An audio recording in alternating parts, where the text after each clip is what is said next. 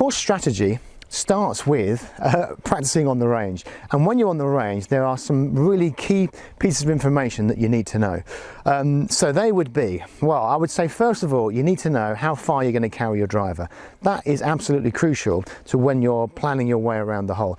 And of course, you know, if you know how far you can carry the driver, you would then know whether you can carry certain obstacles and make the fairway potentially wider at certain points.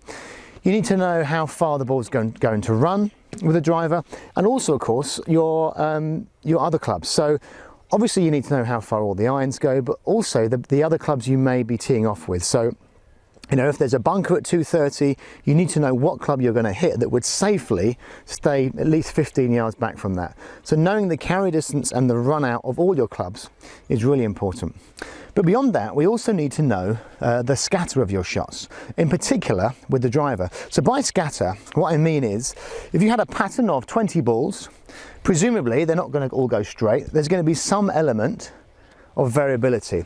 Now I would, as a sort of working model, I'd hit maybe 20 balls and I'd take off 2 or 3 outliers. You mean you are likely to hit a couple of real wild ones. We can't really legislate for that in our strategy, but not too many. Let's say you've hit two outliers, and I would then take the spread of the other balls as your scatter. Even the very best have a wide scatter, and of course the bigger hitter you are, the wider scatter potentially you're going to have. So it's not unusual for some of the best players in the world to have a potential scatter with 20 balls of around 50 yards with the driver. What that means is, if you're taking on a target which is only 20 yards wide with your driver, you're putting yourself under a lot of pressure. So you need to know all your carry distances, especially the driver.